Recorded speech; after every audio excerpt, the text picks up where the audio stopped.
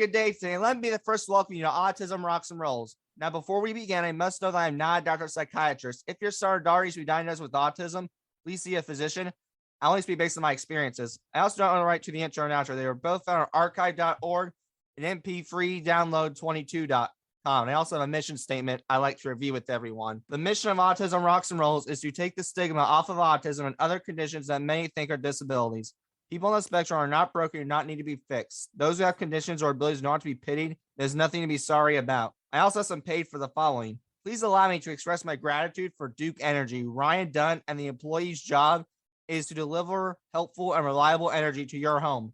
Visit your local Duke Energy office today. However, it isn't all. For our gala event, I must thank our sponsors. Thank you to Unlocking the Spectrum, Top Dog Pet Retreat, The Battle of the Lights, Wellspring Paint Solutions, Fowler Pumpkin Patch, Benny Flynn, Place for Purpose or Marcy Cook, Duke Energy, UDWI, REMC, AM Vets, Indiana Oxygen, Indiana Family to Family, Stonebelt, Night Owl Promotions, Life Designs, Rockman or Jennifer Borland, Autism Parenting Magazine, actress Sarah Tomko, Rock on Music Incorporated, GM Children's Charity, City of Bloomington, Women's Group at the Presbyterian Church of Bloomfield, Indiana, Reach High Consulting and Therapy, Hands in Autism, Office Easel Promotions, Living Well Home Care in Mitchell, Indiana, Brian Bogert, CPA Steve Miller Tax Service, Jim Doering, The Bluebird, and Party City. I am very grateful to these companies and the people supporting this event.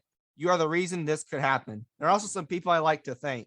First, I know this gala is growing because we have received help from Lori Chandler. Thank you, Lori, for jumping on the train and giving us a boost for the mission. We also had our board meeting. I will always have to thank our board because they help us so much. It would never be possible without any of you. Also, I had 2 networking connections. I used another Blitzer. I also attended Rainmakers networking events. These are 2 great bases to use because I promise you, there will be at least one connection made for you. So give it a try by checking out their information. I was also on the Authentic Achievement podcast with Kim Adele Rendell. What a cool podcast. Be sure to check her information out. And I also have to say that you need to get your tickets for the Autism Parenting Magazine Summit now because it will be one heck of an event to attend. Now, folks, we'll be right back. We're going to hear about Wellspring Paint Solutions. So let's get to it. Hello, everybody.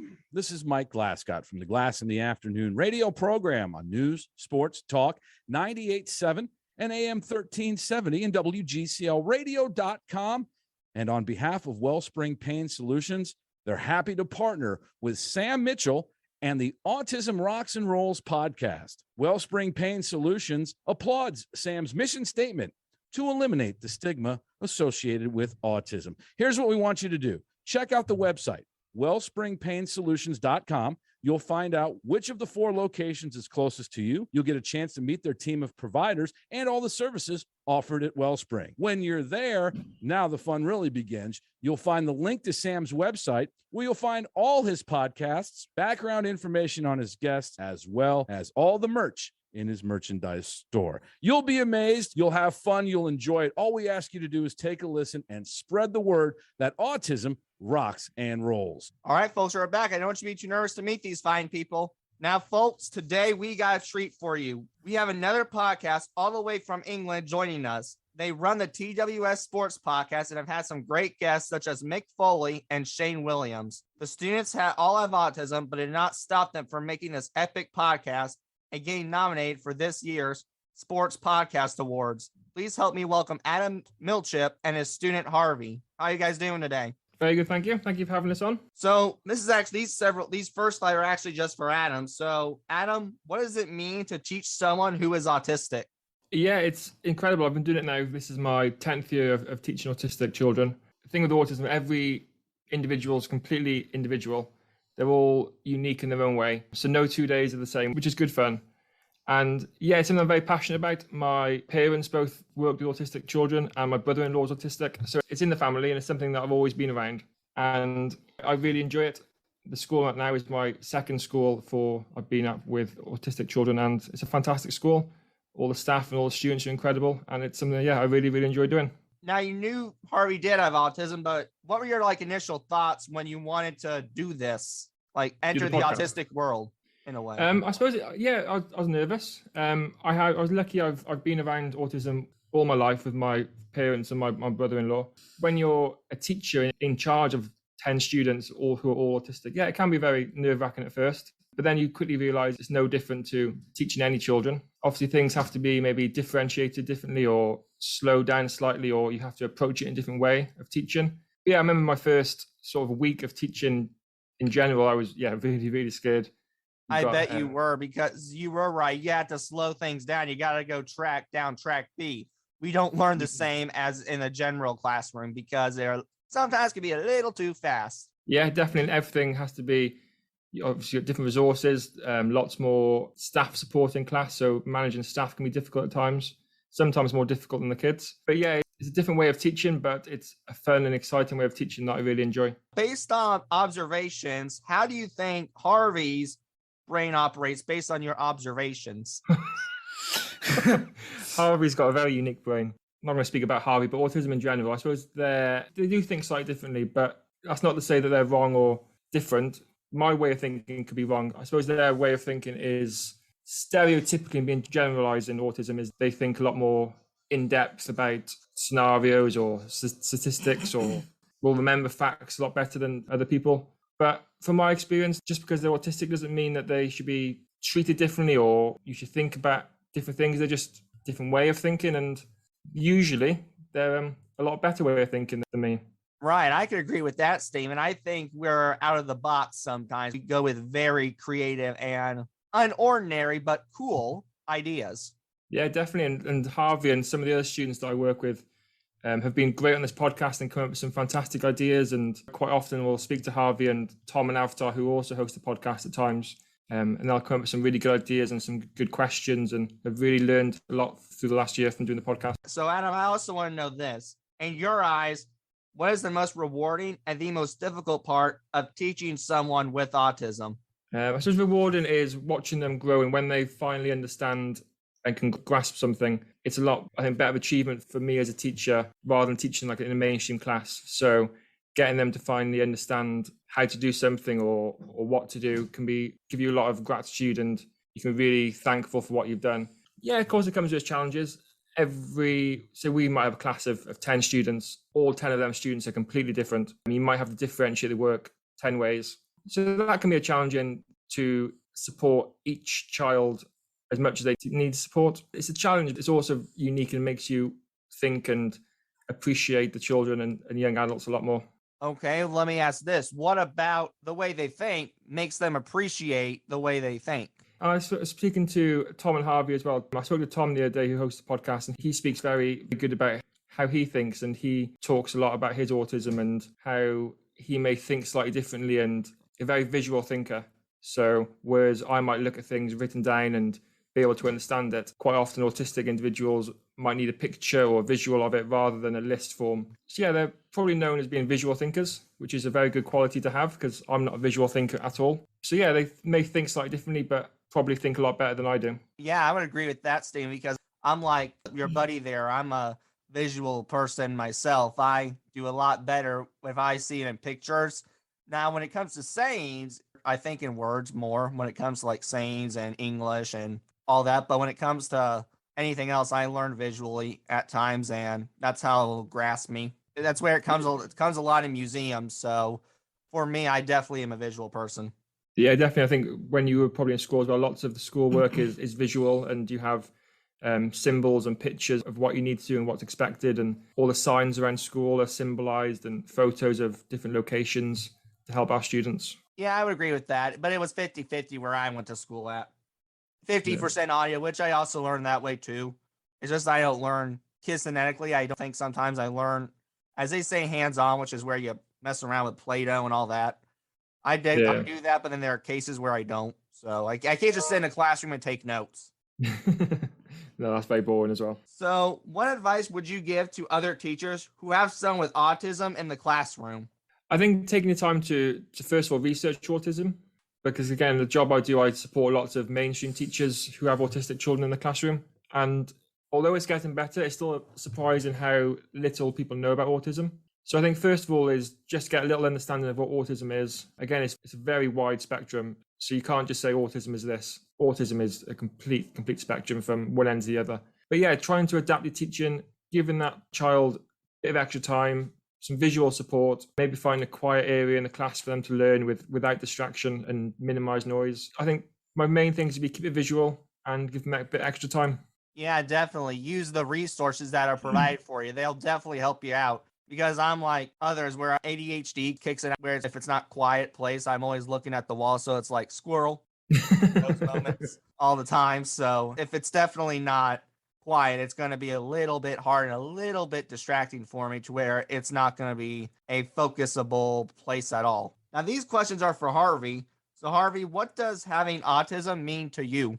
I think just having it is just the thought.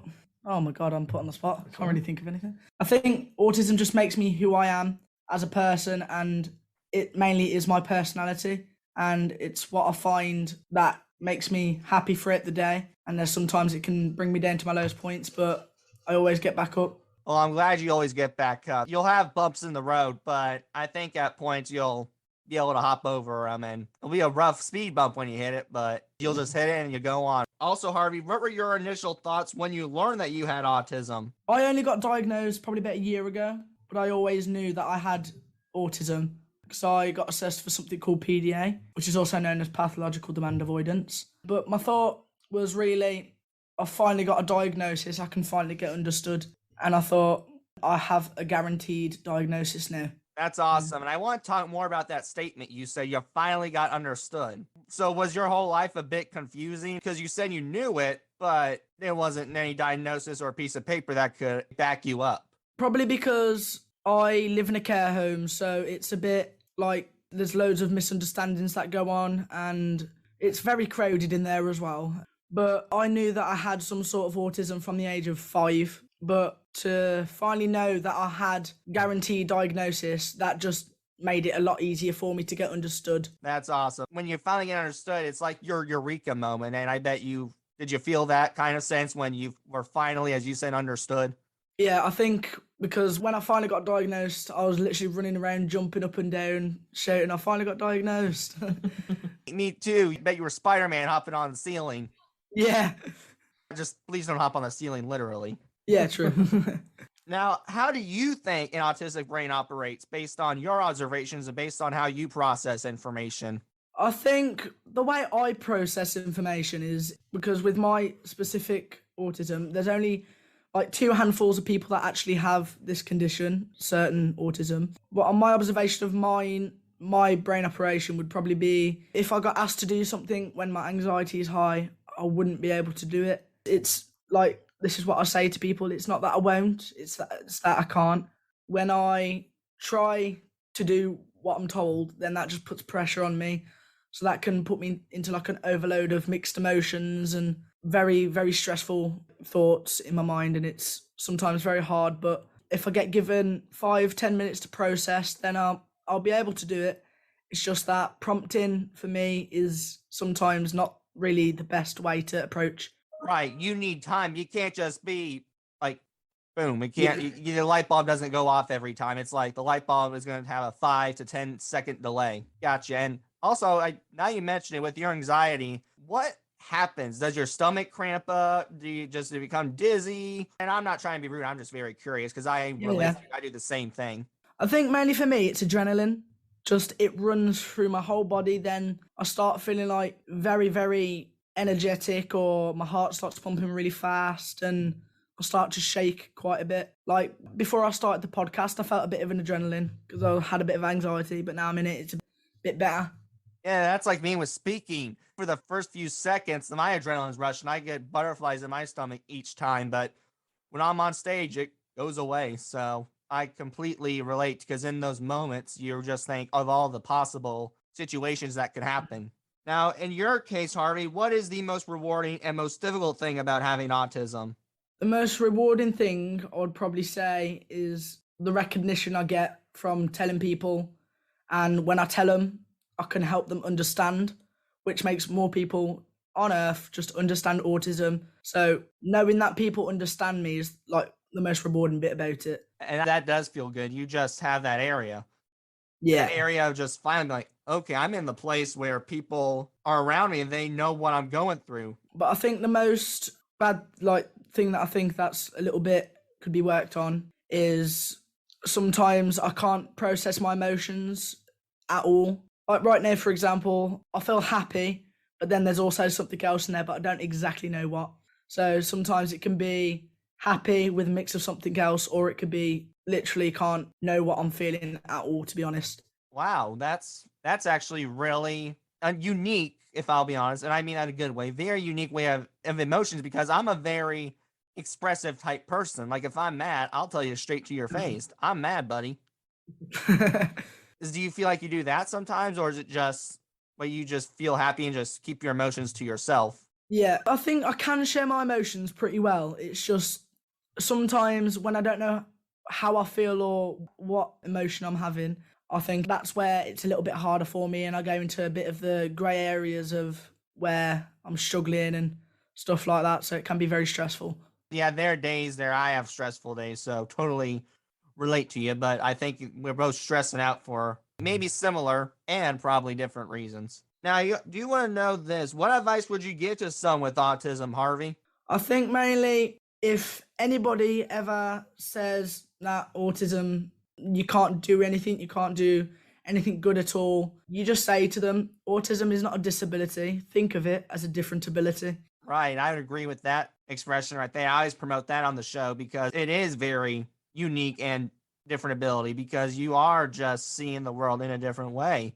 There are times where you may see double, triple, it gets blurry, and or where it's just like you, but we see it as a way of learning and thinking more than others, or we just have fun in our own ways too. Now, I do want to talk more about your podcast, TWS Sports, and you both can answer these. How and when did your podcast journey begin? So our first one was May last year. So May 2021 was our first episode. So we haven't been going quite a year yet. And it's been an incredible journey over the past year. So it started kind of during COVID, when we were all in lockdown a little bit, and we were listening to a lot more podcasts. And it started off with a discussion with our head teacher or principal, Sarah, who we had a little talk about how we could educate our children in a slightly different way. At the time, well, I don't think not many schools are using podcasts as a tool to educate their students. And we came up with a podcast idea. I think podcasting reduces social interaction, reduces eye contact, reduces things that stereotypically autistic individuals find quite difficult. So we thought podcasting would be a good tool to educate our children. And yeah, it started back in May, and it's been growing and growing very, very fast ever since. Well, that's awesome. Mine grew fast too. I didn't expect it to grow. I expected a few hits here and there, but I didn't expect it to be like this big nonprofit with 308 followers. I didn't expect that. I'll be 100% honest with you. And now you're on topic of having the eye contact reducing and with all that helping, let me ask Harvey, do those taking away those certain struggles with the eye contact, with the reducing of if you feel like you need a rest, you can, does that help you? And Yeah, how? I think mainly because it's just a voice. You just straight up voice reading, and you don't really need to use much eye contact. You can just keep yourself to yourself while the person is speaking, or you can just read the question and then you could sit back and listen. I would agree with that, because doing Zoom like this, I mean, I know it always sometimes complaining around saying, oh, Zoom is, I know that, but there are some benefits to Zoom, and with autism, it can definitely be beneficial. So I've seen that with myself and with others. So now, how has the podcast helped you together, like Harvey and Adam, but has it helped you as an individual's perspective, like Adam and Harvey, or as one? So personally, from my point of view, I find it really beneficial because I'm not Harvey's teacher, and I'm not Tom and Avatar, who also do the podcast. I'm not their teacher either. So it's beneficial for me to do the podcast with them and get to know them and see other students within the school. And I feel, especially Tom and Avatar, I've done it for a long time now. So I feel I know a lot about them. They talk to me a lot more in school. Harvey's about a month. Yeah, probably about a month I've been doing the podcast. And Harvey's done a few with us. And I already feel Harvey will always speak to me in the corridor and come and talk to me and ask when the next podcast is. So it's really good for me to get a better understanding of our students and build a relationship with Tom, Harvey and Avatar. And I think the four of us work really well together. over the time, the students have become more involved and I'm taking a step back. I think when we first started the podcast, I probably did 95% of the work and Tom and Avatar just asked the questions. But now I'm not involved in the podcast. I don't do the interviewing unless somebody can't make it. It's all the boys. The boys sit down, the boys talk to the guest. I just sit in the corner and watch. So now it's probably 90% of the students doing the work, which is what it should be. And yeah, it's great to work with them, the three of them. We've had a few more do it in the past as well. That's awesome. But I am curious, Adam, are there times where you've had to, I don't want to say like take over, but step in and help out? Yeah, of course. There's times where they might find a question difficult or might not be able to read a word. But no, I try and sit back and not get involved too much. Tom and Harvey and Avatar are really good, and if they don't understand something, they might ask for help. Or if one of them feels more confident with a question, they'll take the question off each other. And no, there's not really a time where I've had to step in because something's gone wrong or anything's happened. We've been very lucky. The guests have all been very good with our students. And there's never been a time where a guest has said anything inappropriate or a guest has been quite difficult. The guests have all been fantastic. So no, luckily so far I haven't really had to step in and help, which is how it should be. And yes, you're right. And I'm glad you do, but I feel secure. I always have, I call the reinforcements. That's why I have an editor, because I don't like to ask bland questions. I tend to type out questions that sometimes can be bland. So I always have to figure out a way to spice them up or make it sound more professional. So I'm glad someone's there, and I'm glad you do as well. Now, in your opinions, what are the most exciting part and challenging parts of doing a podcast? Chris, what's the I'll most go exciting? first. The most exciting bit is getting to talk to new people, because I got the chance to speak to a person named Paddy McGuinness the other week, and it was a really big honour to speak to him because he is quite famous over here. And also, the most challenging part can be the reading, because I am still learning to read some specific words, because it is quite hard when I'm reading and I've got someone listening to me. And it's a little bit of pressure, but once I get 20 minutes into the podcast, it's a bit better, because then I'm just flying through the questions and it's a bit more at ease. I think from my point of view as well, the best bits is seeing the students, how much they enjoy it and how much they grow. And every day the students are asking me when the next podcast is, who we're talking to next. I receive emails daily from around the world about the podcast, and very random. We had some emails from, where was the other one the other day? From Kenya, I think it was Kenya. A random email just saying that we love the podcast, we listen every week. Yeah, I must have received thousands of emails over the past year about the podcast, which is just incredible. So to reach the people that we're reaching and to spread the word of autism, yeah, something that I didn't see happening, if I'm honest, but it's incredible. First of all, you guys are lucky. I haven't gotten an email out of Indiana, so you guys are lucky. Well, I have, but they've been for it, but I haven't gotten one from Kenya that says you're doing a great job. So you guys are lucky. I hope I get one day. And I think we're lucky because I think the guests we've had quite a few guests from different parts of the world. So I think if we had a guest from Australia a few weeks ago, so people in Australia would start to listen because they're interested in that guest. So I think that's the reason we've kind of reached a lot of people, which is good. Right, and I'm Harvey. I'm like you though with podcasts. Starting it kind of can be a little rough, but then towards the middle I get going. It's just starting it. I just got to figure out the basics, I guess, apparently. And now that we're speaking about guests, let's talk about some guests. So is there a process on how you get guests? Yeah, it can be very tricky. So social media is a huge benefit. I know it has its bad bits, but social media for us is a huge benefit, because getting hold of these celebrities and sportsmen and women is very challenging. They all have agents and managers, but we can contact them directly through social media. Probably only 2 or 3 out of 100 reply. But what we're also lucky in the fact is sometimes guests will put us in touch with other guests. So we've had a few football or soccer players on previously who have put us in touch with their teammates and former teammates. So we're very lucky in that aspect that sometimes we get a nice chain of contacts through our initial contact, which really helps. But yeah, it's again word of mouth. We're lucky that on social media we have quite a good following. So sometimes people will ask to be on our podcast. So yeah, we're quite lucky that probably our main 2 ways of getting guests are social media and then word of mouth of people putting us in touch with other people. I'm just curious, who were your favorite guests that you got on the podcast? Did any of them make you nervous? Me, the 2 most nerve-wracking people that I've interviewed is a guy named Adam Mcinally. He was a former football player for Aston Villa, which is one of the teams. That was quite nerve-wracking because I've heard a lot about him. I've seen like him on TV. And the second person would be Paddy McGuinness, because he's quite famous. He's hosted a show called Take Me Out. He's also got a wife and 3 kids with autism as well. And out of curiosity, why did you pick a sports podcast? I think initially because I've got a big interest in sport. So it was always something that I put to our principal and mentioned.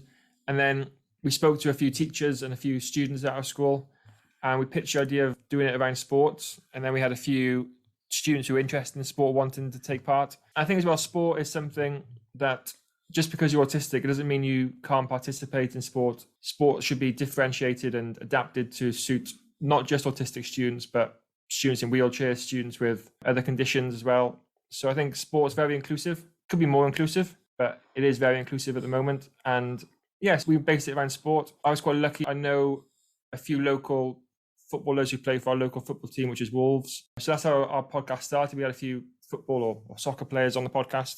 And then it kind of grew from there, which is amazing. So luckily, sports is good. And we've got quite a few sportsmen and women who want to be on the podcast. And that's awesome, man. Just for fun, I'm not quite famous, but I think I'd be a good fit. What do you think about scheduling me on when we're done? Should you speak to Sam on the podcast? Yeah, definitely. All righty. Love to have you on. We'll schedule it when we're done here. So I also now want to talk about skills. So what skills would you say you both have developed, podcasting and not? Skills that I've developed within podcasting is more communication skills. Because before the podcast, when I used to communicate to people, it was a bit muffled because I didn't really know what to say or didn't really know how to act. And also, without the podcast, it really helped me with my reading. And it's just the best thing for me. And that's great. Harvey, I'm like you there too, man. When I didn't start the podcast at first, my issue was I was afraid of saying the wrong thing at the wrong time to the wrong person. And I did that quite a lot in my childhood, so I kept very quiet. And I hated it. It wasn't because I was shy or because I was afraid of speaking to anyone. I just didn't want to offend anyone. That was my biggest challenge. So I think we're a lot alike there. Now, what about complex? Is there any skills through the podcasting or just in life that you've learned through the podcasting that you're still trying to improve or that have been very complex for you? So I think on behalf of me, I would say my technology skills have definitely improved. So you'd know that not just podcasting isn't just about the interview we're doing now. There's a lot more to it, the editing and the research skills and the computer software programs that you use. The editing of a podcast can possibly take hours. It's not as easy as people think. I think people just think it's just a conversation. You put a bit of music at the start and that's it. But yeah, it can take 3, 4, 5 hours to edit a single episode. So my editing skills have quickly improved. I think as well, speaking on behalf of some of the other students, they've said similar to what Harvey said, their communication skills, their reading skills. Also, especially with Tom, one of our other students, he's getting involved with some of the editing of the podcast, and his computer skills and technology skills and editing skills have really improved as well. And then also you've got the research skills. We're speaking to WWE wrestler Kurt Angle soon as well. So we did a lot of research for him and learning about his career and preparing questions to ask him. So yeah, there's lots to do with the podcast that isn't just the chat we're having now. Hey, if you could, put in a good word for me for Kurt Angle because he's on my guest for season 2. So definitely will. Thank you. I am curious. You did say it helps you with your reading, and in your perspective, and this is just me out of curiosity because I don't read a lot, but it just never helped me with reading. So how does it help you with your reading skills? Well, I think when I'm doing the podcast, there could be some words that I've never really seen before, and if I can't read it or if I ask for some help and then I can recognize that word next time I do the podcast, so then that would make me recognize that word and even more words in my vocabulary. Oh, okay. That makes more sense. Yeah, I'm like that too because there's a word on here I couldn't say for the longest time. It was when I was saying the Presbyterian church, I kept saying Presbyterian, Presbyterian. I thought, well, crap, I'm not going to get this word. But then I finally just had to ask, what's this word? I can't figure it out. And then we finally just had to sound it out, and Presbyterian. We had to go a little elementary school. So it took a while to get it, but we got it. Now I am curious before we go to commercial, I am curious, Harvey, can you list your biggest autistic challenge and how you have or are overcoming it?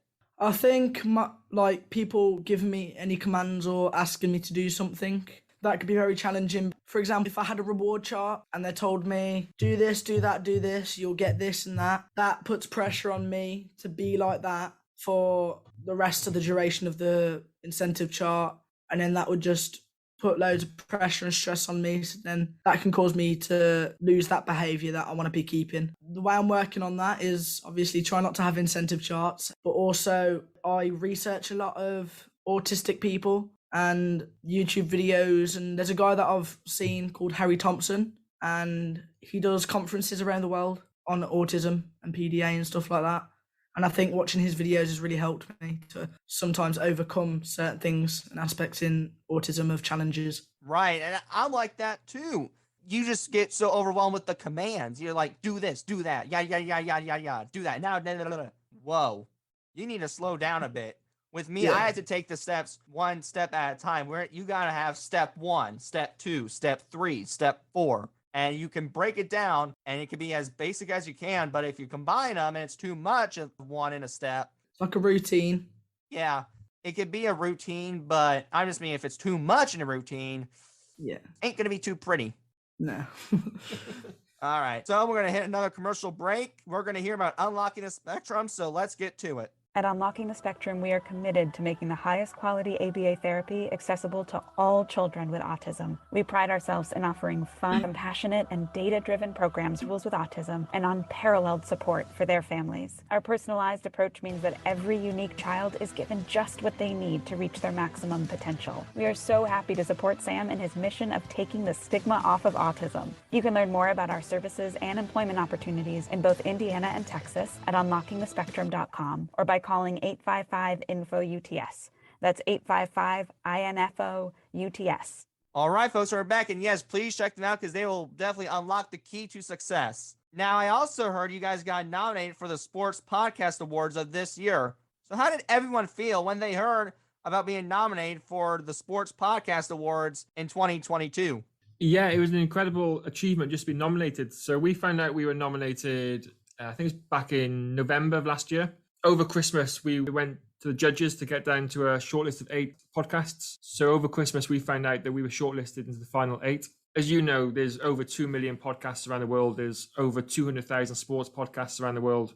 So to be nominated into the last 8 of the best social and equality sports podcasts in the world was just something that we never, ever set out to do and never thought we would even get nominated, let alone shortlisted. And then potentially winning. When the voting closed, they shut so you couldn't see the voting for the last week. We were top.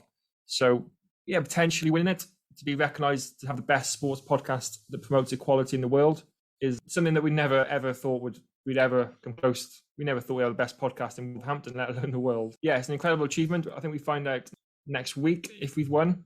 So fingers crossed. And yeah, it's an incredible achievement for the students and our school. And that's great. Now, if you win, please tell me you'll celebrate. And if so, how?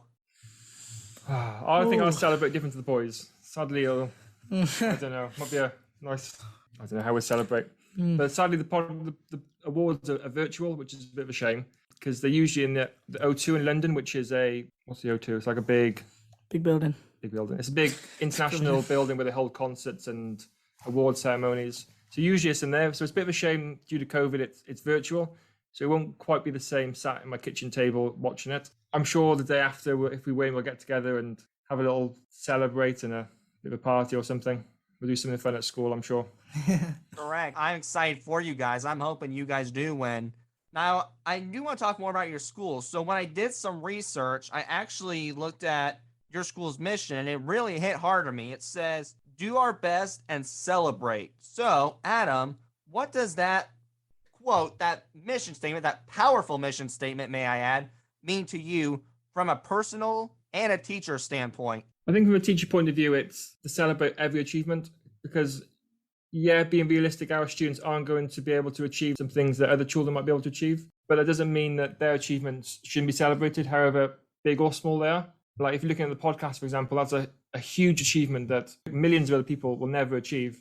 But that doesn't mean it's any bigger than a student learning to use the toilet or to eat a certain food or to get changed. I'm sure, as you're aware, every autistic individual is completely different and just for some to be able to sit in a classroom for 10 minutes is a huge achievement. Every day our students are achieving small things, some are achieving really big things, and to them it could be a massive thing. And it's like you said, the small steps mean something.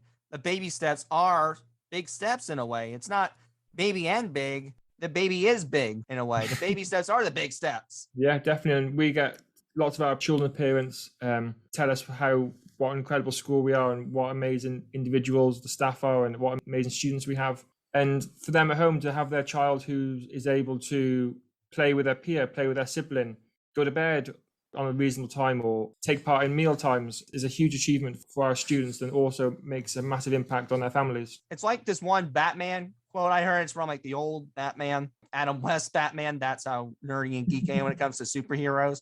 He once said, and it was a villain who said it, and while it was kind of negative, I took it a little different way. He said, it's always the little things.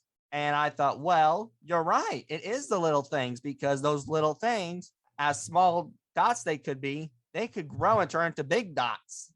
Yeah, definitely. I think, like this, for example, this is a huge achievement for Harvey. I'm sure Harvey will say that this is the first time Harvey's been interviewed about his autism. So I know when Harvey's finishes this, I'm sure he'll be very proud of himself, and this is a massive achievement for Harvey. So every day our students are achieving different things and new things and breaking down barriers and, as you say, breaking down the stigma of autism. That's awesome, Harvey. First of all, congratulations for being interviewed. I think that is a great step. We need to hear more of that, I think, some days, is congratulations, honestly, just to make us feel good. Now, Harvey, how does the school accommodate to your needs? When I first really came here, which was quite a while back, about 7 years ago, they didn't have anybody in the school with PDA at the time. They only just heard about the condition when I first came. But the first few years was rough, very, very rough. They struggled to understand at first, but literally 5 days in, I could see a complete change in the way when I'm in meltdown or anything, they calm me down a lot quicker using certain techniques and things that I never knew would work. But they just learnt to adapt to the capabilities that they need to be for PDA, and it really helped me overcome stuff. Let me ask, maybe you know, but what are the techniques they have used before? Well, there's one that I can name off mind called positive ignorance. It's quite a common one. If I'm in meltdown or very annoyed or angry or something, they would ignore me for a positive reason. And when I'm in meltdown, my mind is not me, so then I will get bored of that. So then not responding to me will annoy me. So then I will literally just lower down like a balloon that's been popped. I don't know. I'm just thinking about me. I don't know if that would work for me, because I get annoyed, like kind of mad, because in a way I'm asking for help. Because when I hear meltdown mode, I think, oh, they're crying for a reason that they can't help. They need help, not ignorance, help. So in a way, I understand it may work for some, but I just don't think it'll work for me. But then again, I could be wrong, but that's just me. But it seems like a great technique, though, and it's worked for you, so I'm very happy about that. Adam, I want to know this. How does the school make sure that the positive side of autism is shown every day? We do that very well. We have lots of staff at the school are fantastic and promote the amazing things our students do very well. Again, this podcast is promoting the amazing things our students do. Our parents are engaged with our school and our community very well, so we speak a lot to the parents of our students. And we try and promote all the things our classes do. We have, like, obviously, our website and newsletters and different kind of media outlets that we use. So yeah, as I've mentioned, we try and promote as much as we can, promote what some people might say is the little things that our students do. We're always trying to talk about how amazing our students are and how fantastic autism can be, and also promoting what autism is. So obviously, yeah, it can have its challenging parts, and it can be difficult for our students at times. So I think we try and educate as much as possible. We have a fantastic outreach team at school who teach other schools about autism and try and support them with their autistic students in their schools. So yeah, the school do a fantastic job of promoting and celebrating autism. And I see that there was a video you made, and I want to get more into that. So with this video, I saw them promoting all the positive sides of autism, but I want to know, because the video, what I noticed, and it said it encourages creativity. So how do you encourage creativity in the classroom every day? So as we said at the start, our students are very visual. So lots of our work is quite practical and quite hands-on. And if a student wants to do a task or to do a piece of work slightly differently, then we encourage that. And we try and promote them to do it as independently as possible. It might not be the what we say is the correct way of doing something, but just because we think that doesn't mean we're right. So trying to get our students to be as individual as possible and creative as possible is something that we're always trying to do. I'm with you too, because creativity is the best way sometimes, or maybe all the time even. When that brain goes on, their wheels are turning, they're running ahead. They're running that race. I know I am talking about positive, and the video showed positive, which the video, by the way, I'm going to put in the show notes. But there has to be some kind of, I don't want to say bad side to autism, but some challenging sides, obviously. And I think our listeners are staying through this podcast. But I bet there's a negative misconception. So, Adam, I'm curious from your perspective, what would you say is the biggest negative misconception about autism? Yeah, you're right. I think there's lots of people who, unless you have a link to autism, unless you've got a family member or you know someone with autism, then you probably don't know about autism, which is fair enough, because why would you, I suppose, if you don't have any reason to know about autism? But then I think lots of the stereotypes of autism are wrong. So such as they prefer being on their own, autistic people can't socialize, autistic people can't communicate, autistic people have bad behavior. Because these are kind of the stereotypes that we see in the media or on television in the past. But that's completely wrong. Yes, sometimes autistic people might prefer being on their own, but no, not all. I like being on my own sometimes. I'm not autistic. Autistic people can't communicate. Well, no, that's wrong. They just communicate differently. Or you might have people like Sam and Harvey who communicate really, really well, but other children might communicate using sign language or using an iPad or using gestures or objects. So it's understanding that just because they can't communicate in a way that we communicate, it doesn't mean that they can't communicate. It just means that we have to learn and adapt our way of thinking to be able to understand them and support them. That's what I learned, actually, when I went to a conference. They always say verbal and nonverbal. They're not nonverbal because they are hearing your voice sound. They're hearing what you're saying. It's non-speaking. Just because they don't speak doesn't mean they're dumb. It means that the talking just isn't there, because you don't need to talk to live. I mean, it's a great tool, and some might think it's a necessity tool, and I'm one of those who do, because I like to speak and I'd hate not to have my voice the next day, but you can live without it. I think. Definitely. Lots of our students at school have communication aids, maybe iPads or symbols or communication books or PECs or other ways of communicating that isn't speaking. But it doesn't mean that they're any different to anyone else. We as individuals just need to learn and adapt our ways to understand them. Now, we're going to take a break again. We're going to hear about REMC. Let's get to it. REMC UDWI provides families with electricity and quality, efficient service while maintaining a financially healthy and rate competitive position in the industry through teamwork, mutual respect, and an ongoing commitment to their members. As a cooperative, they are owned and operated by their members. That means that the employees at REMC are there to serve their customers. With a history of dedication and longevity, they take great pride in providing people with the very best customer service. The people working at REMC are the world's most friendliest staff, and you will be comfortable when you talk to them. There's no reason you should not explore REMC UDWI today. All right, and we're back, and yes, check them out. And if you go, I guarantee you'll be wanting to do the electric slide next thing you know. Now, I do want to talk about your families a little bit. So could you describe each of your families from your perspective? I've recently had a daughter. So I've got a 1-year-old daughter who was born November 2020. And a wife. Daughter's the best thing that ever happened to me. That's awesome, man. First of all, congratulations on being a father. I about said daughter. Wow. And did fatherhood change you in any way? Yeah, definitely. I suppose as any first-time parent, you're very scared. Don't know what's going to happen. This lack of sleep is hard. But yeah, it's incredible. I wouldn't change it for the world. And I hope to have more children as I grow up. And I can't wait to go home every day and see her. She's still at a nice stage where she wants cuddles and loves you. I'm sure I'll get the stage where she doesn't want to cuddle me anymore and wants to run away from me and talk to me. So at the moment, she likes the cuddles and sits and watches TV with me and plays with me. So yeah, at the moment it's lovely. That's awesome. Hey, you never know. I'm still a grown-up and I still love my mother. So hey, Harvey, I am curious, how does your family accommodate to your needs at home? Mainly, they try and keep it as calm as they can, because I've got 6 sisters, 2 brothers, so quite a lot of family. And so for me, I think that they just try and keep it as calm as they can. It just has to stay as chill as possible, because 2 of my sisters are getting diagnosed for autism as well, because one of my sisters is struggling at school at the moment. it seems that she's saying that she has the same needs as me, and I can genuinely see that. So obviously my mum has to put things in place to keep us all safe and happy and calm, so everybody understands each other in the home. Right, I agree with that. And I struggle with school, so tell your sister this advice: get through school, enjoy adulthood. Believe me, there are more chances to enjoy adulthood than ever where you can socialize, and they won't judge you for acting as society would call unnormal. So just tell her to get through school and enjoy adulthood. That might work out. Yeah. Harvey, what are your plans for the future? Well, I've already got it all planned out.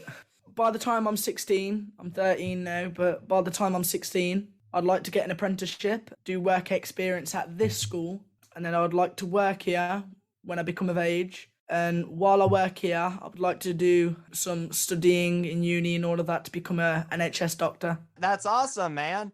So you're just never gonna leave, right? Yeah, pretty much. That's cool. Hey, it must have made an impact on you that you wanted to stay. So that's pretty good. Can't wait for you, man. Now, these are just for some fun questions, guys. So feel free, and either you can answer them. So, what is like your paradise meal or your favorite food, and why is it your favorite? Come on, Adam. My favorite food. I love a curry, I do like a good curry, good chicken tikka masala, or spaghetti bolognese. They're probably my two favorites. Oh, you, Harvey? For me, it's something that my mum cooks all the time. It's something called corned beef hash, which is basically just mashed potatoes with corned beef out of a tin. You mash it up into the mash, pour some baked beans on there, and then just mix it in and eat it. It's actually pretty nice. That sounds really good, actually. I haven't had corned beef hash, but I'll give her a try. That sounds really good, actually. Really good. I think my dad would like that, because my dad's like me. We're both meat potatoes people, so definitely. I'll check that out. I never had it. Definitely give it a check. What is your favorite movie or TV show, and why do you like it? Right, for me, favorite TV show, it's something called Grey's Anatomy. Yep, I've heard that. It's in America too. And also, my favorite movie, it's also an American movie called Flight of the Navigator. I don't think I've heard that one. It's a fairly old movie. It's like an 80s movie, but it's like a really good one. And it's about this kid who meets an alien, and it's crazy. Wow, I'm going to go American as well. I think my favorite TV show is Friends. I love watching Friends. I think it's one of them TV shows that is always on, and whatever mood I'm in, if I can't find anything to watch, it's always stick Friends on. So yeah, I love Friends. I'm like that with Big Bang Theory, me. Oh yeah, Big Bang Theory. You gotta love Sheldon sometimes. Yeah, live long and prosper. Oh yeah, you ain't a kidding. What has been your favorite vacation that you have ever taken, and why did you enjoy that vacation very much? You want to go first? Yeah, I'm going to go back to America. I've been to Florida a few times. My wife's a huge Disney fan, so we've been to Orlando, Florida. We're lucky to have been a few times, and we're going there again in August. And it's just an amazing holiday, a great vacation. So it'll be the first time I've taken my daughter, usually just me and my wife. So it'll be a different experience for us with a nearly 2-year-old. So, but yeah, I can't wait for her to see Mickey Mouse and everything else and enjoy the whole of Disney. Let's just hope she doesn't get scared of Mickey Mouse. Yeah, definitely. That is a worry. Be a waste of a few grand. But for my holiday, well, I've never been abroad, but I think Wales, a place called Wales in the UK. It's the only place that I've really been. I found it really, really nice because I went to also a place called Greenwood Forest in Wales, and it's like this adventure park, like a theme park, but it's run on like natural sources of power, like solar panels and human generated power. And like there's this roller coaster I went on, had loops and everything, but that was powered by humans, basically just on a lift going up to the thing. That's cool that Adam, you've been to Orlando and you seem like your place seems like cool, but I'm going to Orlando in May, and I'm trying it for a podcast festival. It's called Podfest Expo. Feel free to check it out if you guys want to. I'm trying to convince my mother to take me to Universal Studios or Disneyland because I've always wanted to go just to check those out. It ain't going too well, but we're trying still. Yeah, definitely convince her because it's an amazing experience. I believe you. Now, your testimony may be very beneficial to me. Now, the final question is, are there any good memories that you want to tell our viewers about? If you do, why do you remember that memory the most? And before you answer, I always like to end with like a good memory that made you feel like just good and warm inside and just made you feel happy? And a funny memory that made you laugh so hard you about fell on the floor. I'm going to go very stereotypical and say my daughter being born.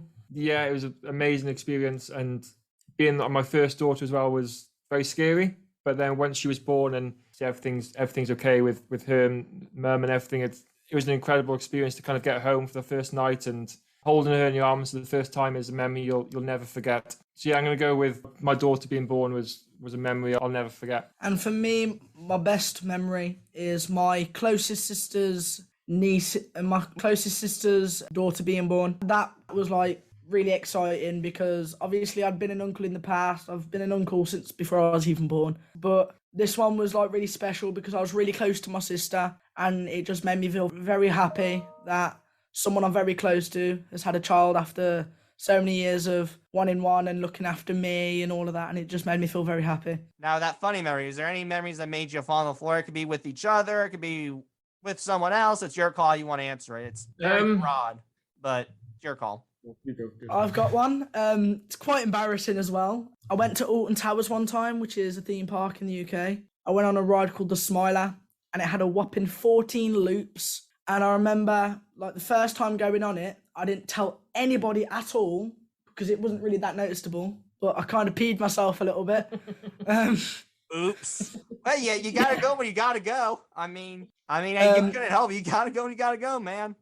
Indeed. But I was literally just sitting on my bed earlier that day, literally just laughing myself to sleep. I've had some embarrassing roller coaster moments. My problem was I couldn't really learn how to tie my shoe. I being a kid at 8 years old still. I don't know if that's embarrassing or not, but it probably isn't. I just can't learn the basics. So I had to wear Velcro shoes. I only learned to tie my shoes probably about a year ago. Okay, so we're good there. Cool. Yeah. So anyway, I had like Velcro shoes, and my feet were kind of growing and they weren't fitting too well, but I had to wear them because that was the only shoes I had. And what happened was we were on a loop, and it was the Batman roller coaster at Six Flags in Texas when we were traveling on vacation, and my shoe fell off during the roller coaster. Like during the loop, my shoe fell off totally. And then we were going to go buy new shoes. Well, ironically, when we were leaving the roller coaster, it was right there. Like we could see it through the fence. So we couldn't reach it. So we gotta get someone, like a very tall guy. And we had a broom and a dustpan that the maintenance guy gave us. If you can reach it, feel free. So we got this tall guy, and he literally had to reach over the fence with the broom to get our shoe. And I thought, don't hear this about this every day. But that was, when you said amusement park, I thought of that experience right off the bat. And that's the only time anything's fallen off, though. I haven't had a bird hit me in the face while on a roller coaster, nor a hat fly off. So my phone flew out my pocket one time. That was a very, very sad experience because it was the new iPhone 10 at the time. Oh, next time I guess tuck it in or like duct tape it, maybe. Yeah. Well, guys, I think that's all. Do you have any closing remarks or anything you'd like to promote before we head out? No, so thank you so much, Sam, for your time. And if anyone is listening, wants to listen to the TWS Sports Podcast, and please give us a listen. We really appreciate it. And no, thank you so much, Sam, for your time. And I know Harvey was really appreciated speaking to you as well. So thank you so much. All right, guys. Thank you. And have a great day. And you. And you.